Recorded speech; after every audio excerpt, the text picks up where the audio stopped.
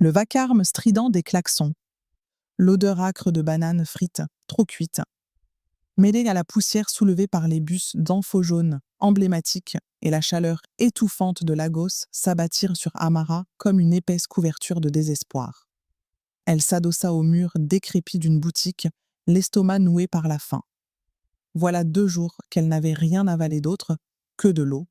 Dans sa poche ne restait que quelques naïras froissés insuffisants pour s'acheter ne serait-ce qu'un morceau de pain.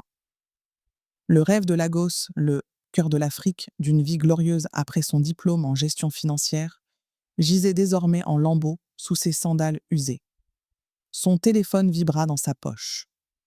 L'écran fissuré affichait le mot « maman ». Amara prit une profonde inspiration, tentant de réprimer les gargouillis de son estomac, et répondit « Allô, maman ». À l'autre bout du fil, la voix de sa mère semblait brisée. « Amara, j'attendais ton appel. As-tu envoyé l'argent ? Tes frères et sœurs sont sur le point de mourir de faim. » Amara ferma les yeux. L'image de son village natal lui revint pauvre, mais paisible, si différent du chaos impitoyable de cette ville. « Maman, je fais de mon mieux. Tu fais de ton mieux. » La voix de sa mère devint perçante, pleine d'amertume. « Ce n'est pas ce que tu disais le jour où tu as quitté le village après ton diplôme. Tu as refusé de rester pour vendre du charbon de bois. Tu m'as juré qu'avec ton diplôme, cette ville ferait de toi une femme riche. Et maintenant, tu me dis que tu essayes. Toute la famille va mourir de faim à cause de toi. » Un clic sec. Sa mère avait raccroché. Des larmes chaudes et salées coulèrent sur ses joues. Amara regarda la pile de CV sur le banc de pierre à côté d'elle, qui n'était plus qu'un tas de papier sans valeur. Elle avait frappé à d'innombrables portes de bureaux, fait face à une multitude de sourires hypocrites et de paroles mielleuses. « C'est Mademoiselle Amara, votre dossier est excellent. Mais vous savez, ici les diplômes ne sont pas la seule chose qui compte. » Et puis venaient les regards fuyants, les propositions à demi-mot. Avant même de parler de stage, il voulait un arrangement, un rendez-vous à l'hôtel, une faveur en échange d'une opportunité. Elle avait quitté ses bureaux avec la nausée, l'estime de soi, réduite en cendres. Même Adéwalé, le petit ami qui avait promis de construire un avenir avec elle, l'avait cruellement abandonnée. Un soir, elle l'avait vue dans un bar, main dans la main, avec une autre fille riant aux éclats. Cette image lui avait brisé le cœur. Amara avait compris. Lagos n'était pas une promesse, mais une arène. Ici, les rêves étaient broyés sous le béton et les innocents étaient dévorés. Retourner au village impossible. Leur rire résonnait déjà dans sa tête. La fille qui avait juré de ramener de l'or de la ville, revenant les mains vides. Amara enfouit son visage dans ses mains, ses sanglots étouffés par le bruit de la rue. Alors que la nuit tombait, Amara erra sans but. Ses forces l'abandonnaient. Elle s'arrêta devant un vendeur de fruits, au bord de la route, non pas par faim.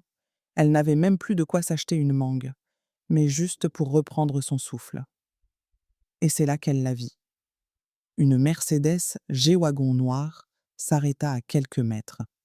La portière s'ouvrit et une silhouette familière en sortit. Amara cligna des yeux, n'en croyant pas ce qu'elle voyait. Funk. La jeune femme se retourna. Une lueur de surprise traversa ses yeux avant de se transformer en un sourire radieux.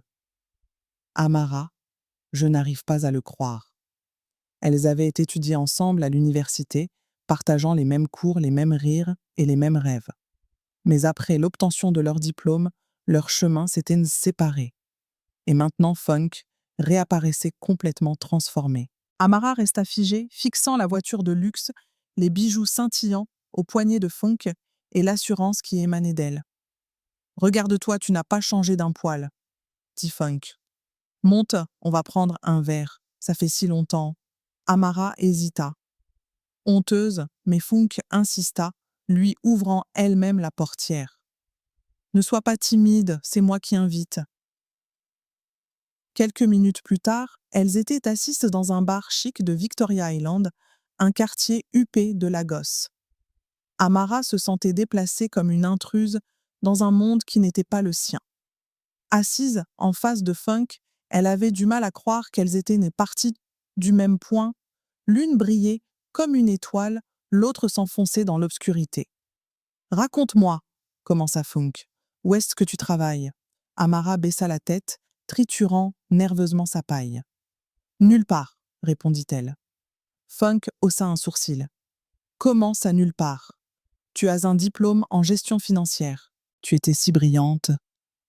Les mots brûlaient la gorge d'Amara, mais elle finit par tout avouer. Funk, je n'y arrive pas. Chaque entretien est le même.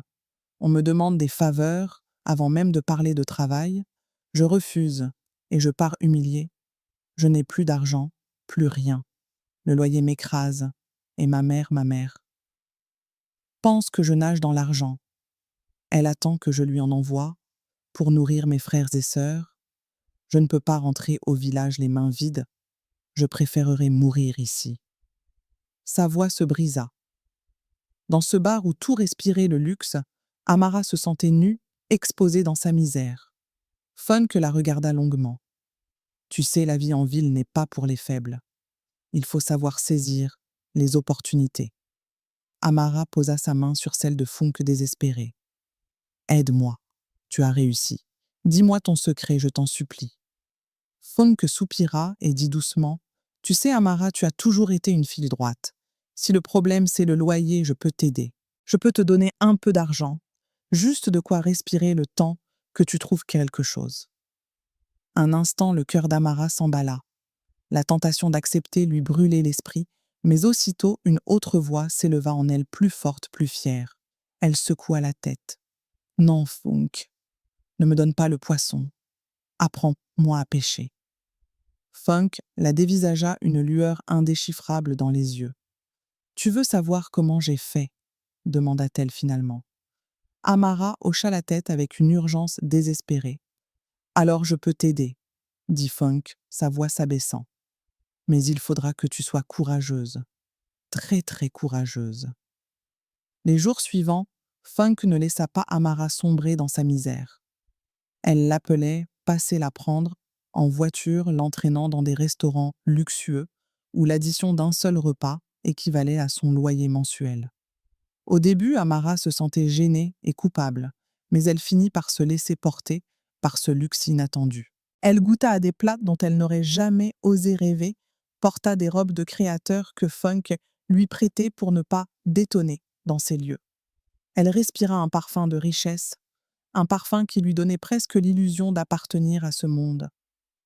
Tu vois, Amara, dit Funk avec un sourire radieux, alors qu'elles étaient assises sur un bar en rooftop surplombant les lumières scintillantes de Lagos. Cette ville n'est pas si dure quand on sait à quelle porte frapper. Amara eut un rire nerveux, mais au fond d'elle, une jalousie insidieuse la rongeait. Comment Funk avait-elle fait? Quel était ce chemin secret qu'elle semblait si bien connaître? Un soir, comme si elle lisait dans ses pensées, Funk demanda nonchalamment « Tu crois que je suis la seule à avoir réussi de cette manière ?»« Que veux-tu dire ?» demanda Amara. Funk esquissa un sourire en coin. « Chioma, tu te souviens d'elle, celle qui était toujours en retard à nos cours de comptabilité ?» Amara hocha la tête. Aujourd'hui, elle vit dans une villa avec piscine à Lekki et possède 3 voitures. Elle a même emmené sa mère en voyage à Dubaï. Et crois-moi, ce n'est pas grâce à son diplôme. Amara écarquilla les yeux. Non vraiment. Funk eut un petit rire. Vraiment? Et Mélanie, cette petite timide qui n'osait jamais lever la main en classe, eh bien, elle possède maintenant une boutique de haute couture sur Victoria Island. Tout le monde pense qu'elle a un investisseur, mais la vérité, c'est qu'elle a eu le courage de franchir un certain seuil. Amara déglutit. Elle ne pouvait imaginer que ses anciennes camarades venues, elles aussi de la campagne, s'étaient transformées en femmes si puissantes et enviables. Funk continua sa voix posée, mais lourde de sens. Tu vois, Amara, toutes celles qui ont osé vivent maintenant comme des reines. Celles qui ont hésité sont toujours coincées dans des chambres miteuses à attendre un miracle qui ne viendra jamais. Amara pensa à sa chambre délabrée aux cris de sa mère, au téléphone en regard de ses voisins, si elle retournait au village les mains vides. Funk conclut: ce monde n'a pas de pitié pour les faibles, mais pour ceux qui ont du courage, il donne tout. Le silence s'installa entre elles, seulement troublé par le vent nocturne et le bruit lointain de la ville. Finalement, Amara regarda Funk droit dans les yeux, son désespoir s'étant mué en détermination. Alors montre-moi, murmura-t-elle. Je suis prête. Un sourire triomphant apparut sur le visage de Funk. Bien, alors prépare-toi. Demain soir, tu verras de tes propres yeux ce que je t'ai dit. La nuit était avancée lorsque Funk fit signe à Amara de monter dans le G-Wagon. Elles roulèrent longtemps, quittant les routes asphaltées et lisses des quartiers riches pour s'enfoncer dans les ruelles sombres et non pavées de la périphérie. L'atmosphère luxueuse du bar s'était dissipée, remplacée par un silence tendu. « Où allons-nous » finit par demander Amara à la voix tremblante. Funk se contenta de sourire mystérieusement. Chez quelqu'un qui peut changer ta vie. La voiture s'arrêta devant une concession fortifiée, d'apparence banale. Funk descendit et frappa 3 fois à la porte métallique. Un vieil homme maigre à la barbe blanche ouvrit. Sans un mot, il leur fit signe d'entrer. « Bonsoir, Baba Adé » dit Funk avec un respect palpable. Amara sentit ses jambes flageoler. Un frisson glacial parcourut son échine. Elle voulut reculer, mais Funk lui agrippa fermement le bras. « Courage, c'est pour ton bien » murmura Funk. Baba Adé s'approcha ses yeux profonds, semblant sonder l'âme d'Amara. « C'est donc cette fille » demanda-t-il à Funk. Funk hocha la tête. Baba Adé sortit une fine lame, aiguisée dessous sa tunique. La lame brilla sous la seule lumière jaunâtre de la cour. Amara leva instinctivement les mains pour se protéger. Mais à ce moment précis, 2 femmes robustes sortirent de l'ombre et la maintinrent sans effort. Amara se débattit paniquée. « Non, Funk, qu'est-ce que tu m'as fait » cria-t-elle, le cœur prêt à exploser. « Chut » siffla Funk, se penchant à son oreille. « Tais-toi. Endure, demain tu verras. » La lame lacéra le dos d'Amara de 3 longues estafilades. Elle poussa un cri perçant. La douleur était insoutenable, brûlante, comme si on l'écorchait vive. Baba Adé appliqua ensuite une pâte noire sur les plaies ouvertes. L'odeur était insupportable, un mélange de sang âcre et d'herbes en décomposition. Amara sentit qu'elle suffoquait, la tête lui tournait. « À partir de cette nuit, » dit Baba Adé, sa voix monocorde, comme un oracle, « aucun homme ne pourra te résister. Leurs yeux se poseront sur toi et leurs cœurs seront captifs. » Les 2 femmes la lâchèrent. Amara s'effondra au sol haletante, le dos en feu. Funk s'accroupit à côté d'elle, les yeux brillants d'une étrange satisfaction. « Tiens bon, Amara, c'est fini, tu as franchi la porte. » Tout le corps d'Amara tremblait de façon incontrôlable. Baba Adé s'était redressé, essuyant sa lame, avec un chiffon noir. Il se tourna vers elle. « Écoute bien, ma fille, » dit-il. « Dès que tu sortiras d'ici, les hommes te regarderont différemment. Ton parfum, ton sourire, tout deviendra un piège pour eux. Ils te poursuivront, t'offriront leur fortune, t'ouvriront leurs portes. Mais souviens-toi de ceci, chaque faveur que tu recevras, chaque billet que tu compteras, tu le devras au sang qui a coulé cette nuit.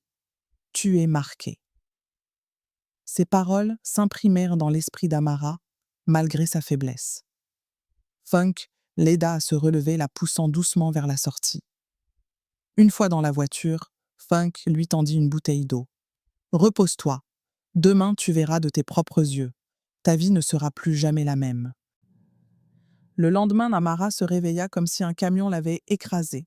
Son dos la brûlait, ses muscles étaient endoloris et l'odeur âcre des herbes flottait encore. Mais lorsqu'elle se regarda dans le miroir brisé, elle sentit que quelque chose avait changé. Pas son apparence, mais quelque chose au plus profond d'elle. Une confiance étrange, un pouvoir silencieux qu'elle n'avait jamais ressenti auparavant. Elle décida de sortir non pas pour chercher du travail, mais juste pour tester. Elle marcha dans les rues, bondée, de Lagos, et pour la première fois, elle ne se sentit pas invisible. Les choses se passèrent presque immédiatement. Les hommes des jeunes vendeurs ambulants aux hommes d'affaires en costume dans leur voiture se retournaient sur son passage. Leurs regards s'accrochaient à elle comme des hameçons invisibles. Les sifflets, les compliments qu'elle trouvait auparavant agaçants, prenaient maintenant une autre résonance, une résonance d'admiration et de désir. Ce soir-là, alors qu'elle était assise seule dans un petit café, un homme qui semblait être un haut fonctionnaire l'approcha. Il ne dit pas grand-chose, se contentant de poser une épaisse enveloppe sur la table. « Pour vous, dit-il, juste pour le plaisir de revoir votre sourire. » Amara n'en crut pas ses yeux. À l'intérieur se trouvait une liasse de billets de Naira 9. Quelques jours plus tard, un riche marchand l'invita dans sa boutique de textile et lui dit de choisir tout ce qu'elle voulait, refusant catégoriquement de prendre son argent. Puis, les cadeaux devinrent plus grands, plus importants. L'argent coulait dans ses poches avec une facilité déconcertante, comme une rivière enfin débloquée. Funk la regarda avec un sourire satisfait. « Tu vois, je te l'avais dit, désormais tu n'as plus besoin de courir après les choses. Ce sont les choses qui courront après toi. » Et c'était vrai. En moins d'un mois, Amara avait reçu plus d'argent qu'elle n'aurait pu en gagner en 2 ans de travail honnête et acharné. Elle quitta rapidement sa chambre miteuse pour un appartement de luxe à Ikoyi. Elle s'acheta des vêtements chers, des chaussures de marque et des bijoux scintillants. Elle n'était plus la fille de la campagne, maigre et misérable. Elle s'était métamorphosée. Cependant, Amara découvrit rapidement une règle. Ses proies n'étaient pas les jeunes hommes pleins d'énergie ou les célibataires hésitants. Non, ses véritables cibles, ceux qui semblaient irrésistiblement attirés par elle, étaient les hommes mariés, des directeurs, des hauts fonctionnaires, des pères de famille. Ils pouvaient avoir des foyers solides, mais devant Amara, tout cela volait en éclats. Un de ses sourires suffisait à fissurer leurs promesses. Un regard profond les faisait chanceler. Il l'appelait à toute heure, inventant des excuses maladroites pour s'absenter de chez eux. Il dépensait sans compter pour s'assurer une place dans son emploi du temps. Certains devenaient si obsédés qu'ils en négligeaient dans leur travail. L'un lui offrit une voiture neuve sans même avoir obtenu un rendez-vous privé. Un autre vendit même un terrain familial pour lui donner de l'argent liquide. Leur obsession avait un prix. Ils voulaient sa présence, son sourire, son regard complice, parfois une soirée entière à ses côtés. Ils voulaient goûter à l'aura qu'elle dégageait depuis le rituel. Amara comprit que son corps, sa compagnie et son temps étaient devenus une monnaie d'échange silencieuse. Elle n'était plus la jeune fille qui mendiait un stage. Désormais, elle évoluait dans le cercle des hommes influents, devenant une compagne agréable, un moment d'évasion pour eux. En retour, elle recevait des biens qu'aucun salaire honnête n'aurait pu lui offrir. Au début, elle essaya de se convaincre que ce n'était pas grave, que ce n'était que temporaire, qu'un jour elle utiliserait cet argent pour démarrer une véritable entreprise. Mais les jours passaient et elle s'enfonçait davantage. Ce pouvoir était addictif. Un duplex lui fut offert presque sans qu'elle ait à le demander. Dans le milieu huppé, elle devint une énigme. Ses anciennes camarades de classe, qui luttaient encore pour trouver un emploi, la regardaient maintenant avec un mélange d'admiration et de jalousie. Elle, la fille de la campagne ignorée et humiliée, était devenue une reine. La première fois qu'elle appela sa mère au village, sa voix tremblait de joie. « Maman, je t'envoie un peu d'argent demain. Dis aux marchands de livrer du riz, de l'huile et d'acheter tout ce dont les petits ont besoin. » Sa mère incrédule éclata en sanglots au téléphone. « Que Dieu te bénisse, ma fille. Tu as enfin sauvé notre famille. Continue comme ça, envoie en plus. » La voix de sa mère vibrait de fierté, mais derrière cette fierté se cachait une nouvelle demande toujours plus grande. Peu importe combien Amara donnait, ce n'était jamais assez. Elle n'était plus la même. Les jours de misère, les nuits d'angoisse, les larmes étouffées dans sa chambre semblaient appartenir à une autre vie. Funk la guidait dans ce nouveau monde comme une grande sœur enseignant à sa cadette les règles du pouvoir. Et bientôt, une autre silhouette rejoignit leur cercle. Chioma, l'ancienne camarade de classe. Leurs retrouvailles eurent lieu autour d'une table remplie de champagne et de fruits de mer fins. Les 3 jeunes femmes riaient à gorge déployée. Amara les regarda pleine d'admiration. Funk avec son assurance calme, Chioma avec son glamour audacieux, et elle-même découvrant qu'elle pouvait se tenir à leur niveau. Tu vois, Amara, dit Chioma en levant son verre. La vie n'attend pas les timides. Si tu veux briller, tu dois savoir comment mettre le feu. Funk ajouta avec un sourire, nous sommes des reines, et les hommes ne sont que les serviteurs de nos désirs. Elles trinquèrent dans le son du cristal résonnant comme une promesse scellée. La nuit, elles écumaient les clubs branchés, leur rire couvrant les regards jaloux des autres femmes. Amara flottait dans une nouvelle ivresse. Elle pensait pouvoir avoir n'importe quel homme. Elle croyait tenir le monde dans sa main. Jusqu'à une nuit, lors d'une soirée privée, dans un hôtel de luxe où elle le rencontra. C'était une réception privée, organisée dans l'un des hôtels les plus luxueux de Victoria Island, un de ces événements où se retrouvaient politiciens, artistes et hommes d'affaires prospères de Lagos. Amara avait été invitée par l'un de ses protecteurs, un haut fonctionnaire qui ne se lassait jamais de l'exhiber comme un trophée. Dans une robe de soie rouge, sang qui moulait son corps, Amara attirait tous les regards. Elle savourait cette attention se déplaçant parmi les invités avec l'allure d'une reine. Et c'est là qu'elle le vit pour la première fois, Chief Olusola Adebayo. Il discutait avec 2 investisseurs étrangers, son allure calme dégageant une autorité indéniable. C'est Chief Adebayo, le propriétaire d'Adebayo Holdings, lui murmura quelqu'un à l'oreille. Un véritable empire dans le pétrole et l'immobilier. Le cœur d'Amara s'accéléra. Le voilà, l'homme qu'il lui fallait, plus riche, plus respecté que tous ceux qu'elle avait conquis jusqu'à présent. Soumettre un homme comme lui serait la confirmation ultime de son pouvoir.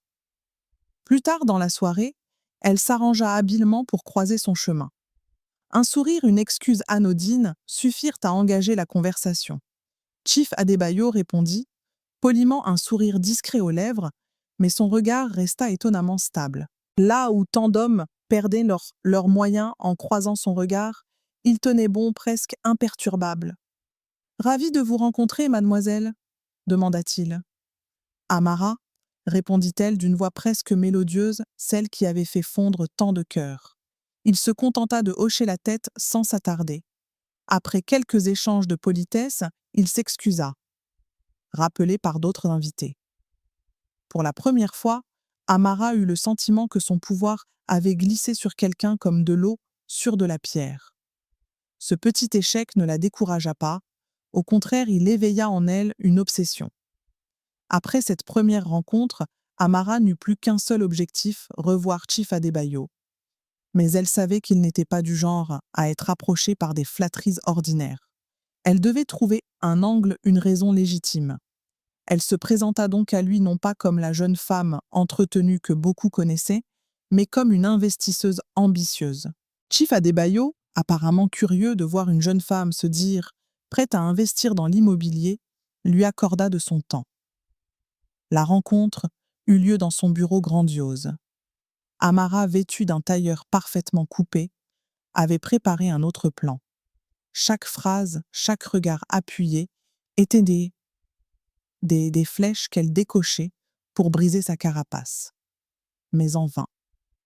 M. Adebayo resta professionnel discutant des projets potentiels sans jamais laisser transparaître la moindre émotion personnelle. Ce soir-là, alors qu'elle pensait avoir fait une petite percée, les cicatrices de son dos commencèrent à la brûler. Une douleur sourde comme un avertissement. Elle n'abandonna pas. Elle sollicita un autre rendez-vous, cette fois dans un restaurant haut de gamme, sous prétexte de discuter d'un terrain à développer. Pendant le repas, elle feignit de toucher sa main par inadvertance, en prenant son verre, lui offrit ses sourires les plus éclatants. Chief Adebayo resta courtois répondant à ses arguments, mais son regard ne flancha pas. Au contraire, à chaque sourire appuyé, il semblait se retrancher un peu plus derrière une barrière invisible. La douleur frappa plus vite cette fois. En pleine conversation, ses cicatrices se mirent à la tirailler violemment. Elle dut se mordre les lèvres pour ne pas grimacer. Son dos était en feu comme si des charbons ardents étaient pressés contre sa peau. Mademoiselle Amara, tout va bien, demanda-t-il avec une inquiétude sincère. Oui, oui, ça va, mentit-elle, la voix légèrement altérée. Chief Adebayo la regarda calmement. Mademoiselle Amara, si vous êtes réellement intéressée par un investissement, nous pourrons en reparler avec les documents officiels. Sinon, il marqua une pause, son regard devenant soudain plus perçant.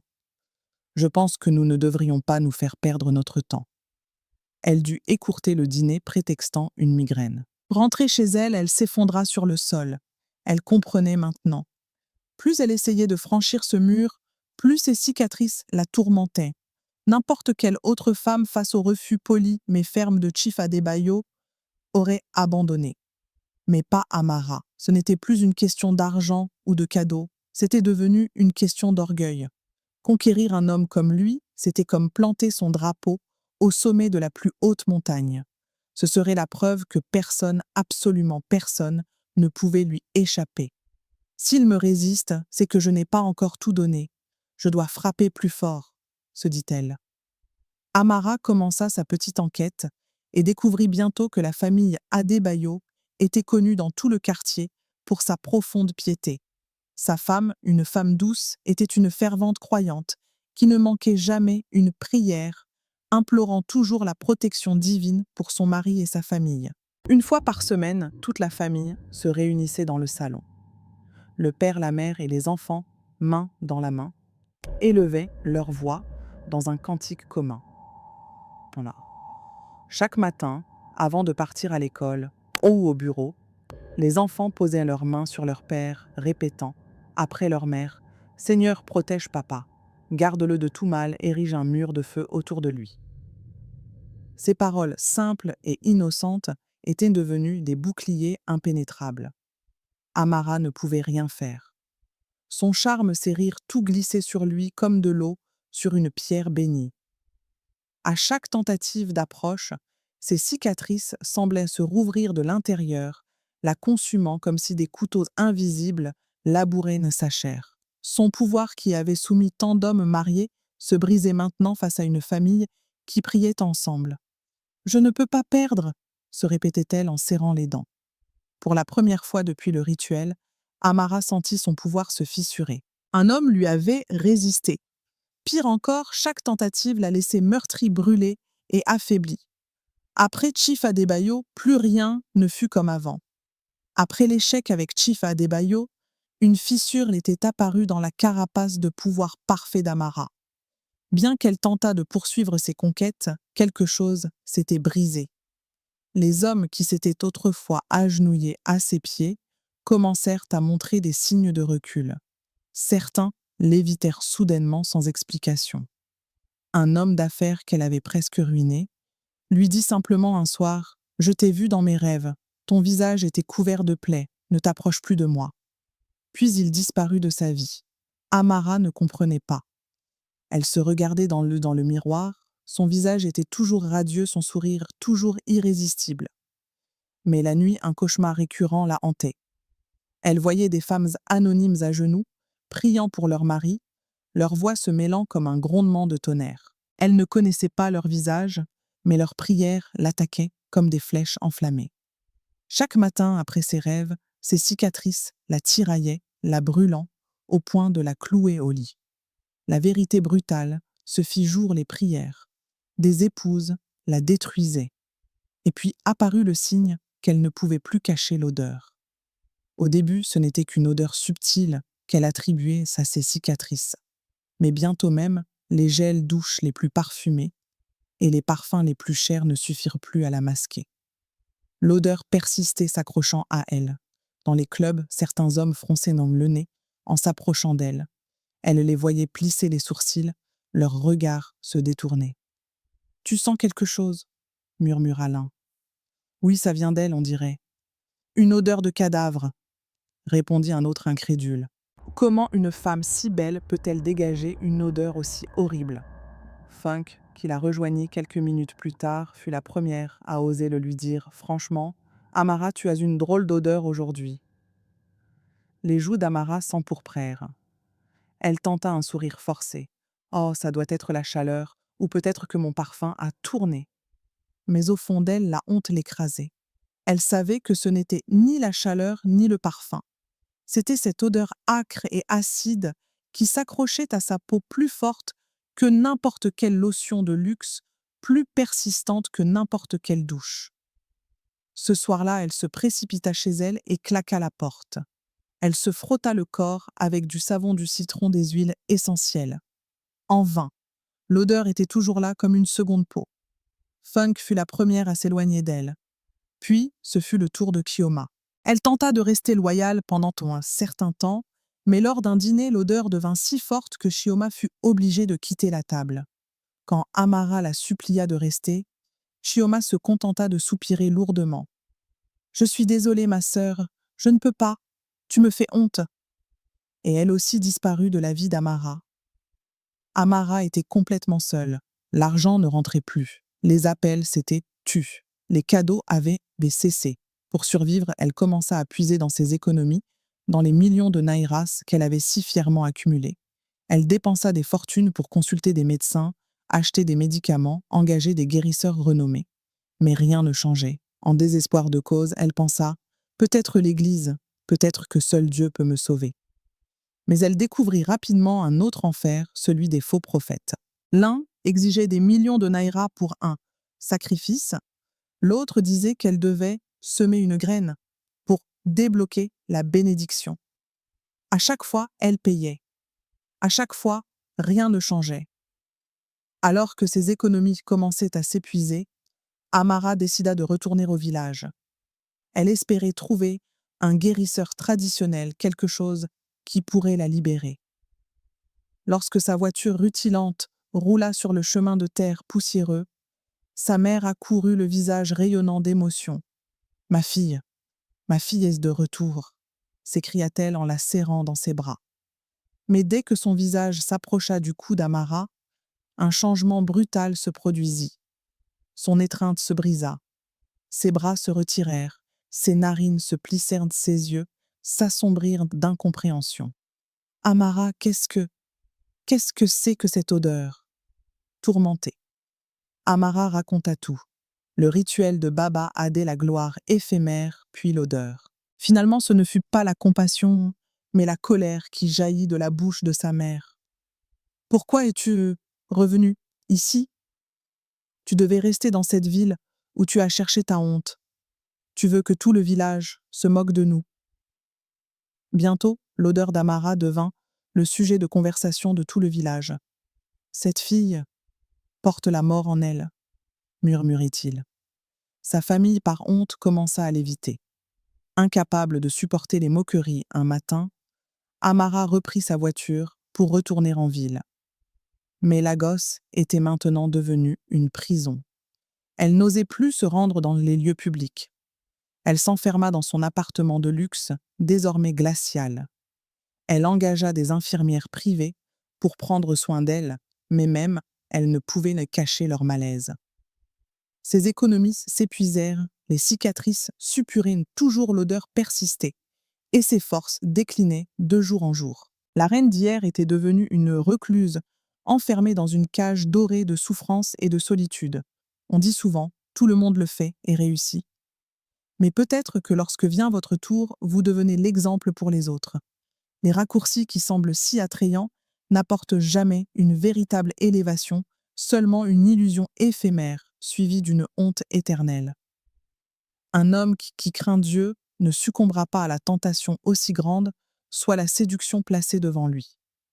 Une femme qui prie pour son mari est une citadelle invisible, et un couple qui prie ensemble construit une forteresse que rien ne peut renverser. Amara avait appris cette leçon, mais le prix à payer fut tout ce qu'elle possédait.